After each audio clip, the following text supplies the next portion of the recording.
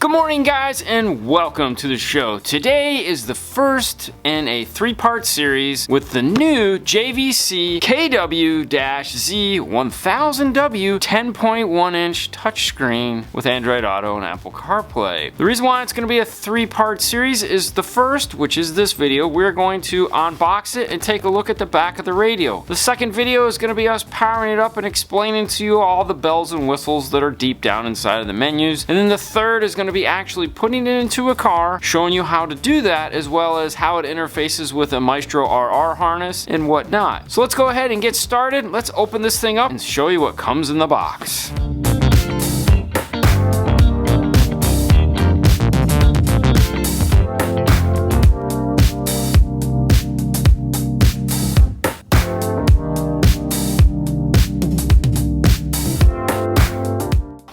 When it first opens, you'll find these two red bags.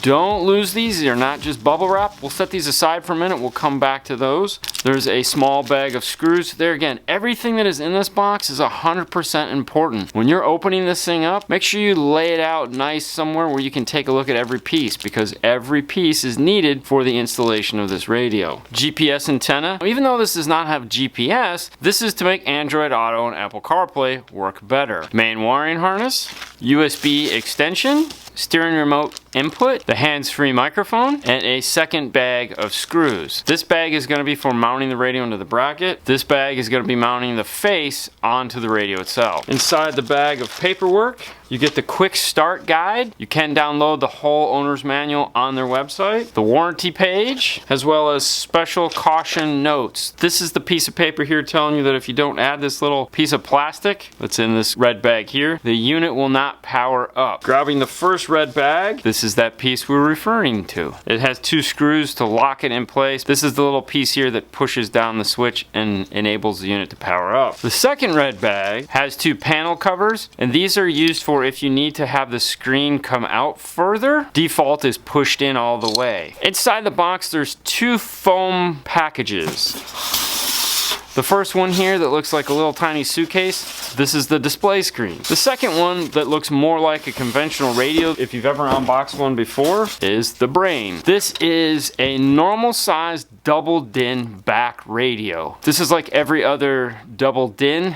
Those two brackets I just showed you are made to go here. We will be showing you how those all work in video 3. Today, we want to take a look at the back of the radio. We'll start here with the preamp section. This has a 5-volt, 6-channel output. Next to that, you'll see one of several what look like headphone jack inputs. There's two here, there's one here, there's another one over here. There's 5 of them in all, and each one of them does something different. The one closest to the RCAs is going to be your AV out. It's your audio output if you're going to be doing some form of secondary monitoring system, like a drop down or a set of headrests. Your hands-free microphone input is located next to that. Above it, you're going to see one that says remote in. That was for this bag here. This is for an analog steering wheel input that it comes with. I'm going to talk about that once we get to the main wiring harness and what the difference is. Coming across, that is your AV in. This was out.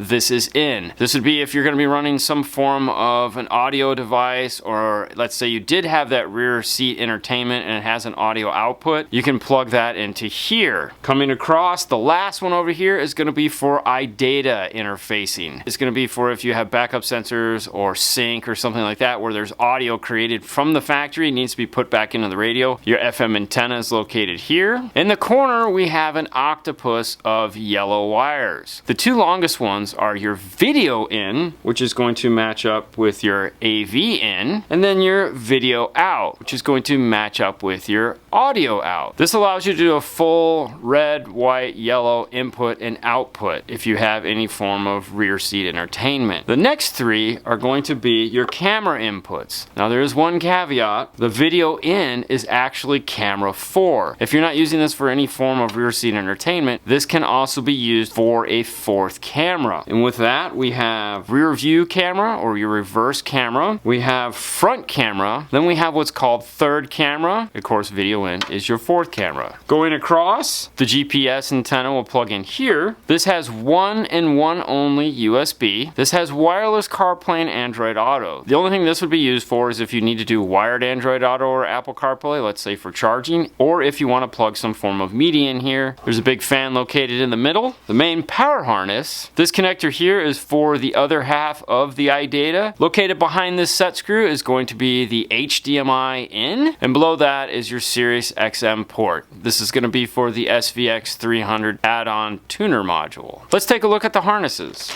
The first one we'll look at is this little funny looking one here. This, as I said, is for the analog steering wheel controls. Some of your older vehicles that you might be putting this in use what's called a 3-wire or a 2-wire steering wheel control, or a resistive based steering wheel control. This gives you what's called inputs 1 and inputs 2, as well as a ground that can be hooked up to those factory wiring. However, if you're going to be doing a car that has a smart module that isn't iData, because iData you don't have to hook up the wire, it's done through the iData port. On the harness itself, you have this blue-yellow input that has been on JVC for a really long time. That is your wired steering wheel control input. Coming back around to the other side of the harness, you'll notice there's 3 big bundles. The light green is going to be your emergency brake. The purple-white is going to be your reverse trigger, and this pink one here with the little white box on it is your vehicle speed sense wire, or VSS. This wire is to help Android Auto or Apple CarPlay function better when using the GPS. It has the standard speaker wire colors: white, gray, green, and purple. White is driver's front, gray is passenger front, green is driver's rear, purple is passenger rear. The solids are positives, the black stripes are negative. There is 2 green wires that say cam plus and cam minus. This is going to be for powering one of the smart cameras that they have. It has 2 blue wires for a total of 3, the third being that steering wheel control wire. Do not screw these up. These are very important. This is a light blue with a yellow steering wheel control. Solid blue is going to be for an amplified antenna turn on, and blue with a white stripe is the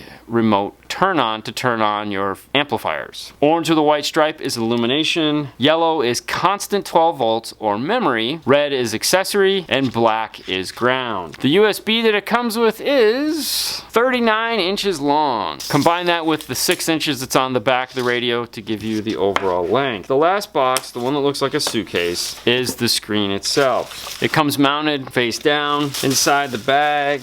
You can pull it out. It does come with this nice scratch-proof cover over it. If you roll this down, you can get right to the screen itself. JVC is all push buttons across the bottom. On the back side, you'll notice this giant bracket that is designed to hold this thing in place. It is movable, but it is very difficult to move without it being connected to the frame. The reason why it comes jacked open like this is so when you slide it on, you can get to all the screw holes. There's also a piece of plastic surrounding the edge. When not working with it, I like to put it back into the little cover and keep it on its piece of foam. All right, guys, that's the end of episode 1, the unboxing. Make sure you stay tuned for episode 2, where we power this screen up and take a look at all the awesome features, and of course, episode 3, where we install it in the car, get to see how the iData interface works, and of course, just it's in a car. Thank you so much for watching. As always, Fernando, if you please. On to the next one, guys. You guys have a great night as always. We'll see you later next time.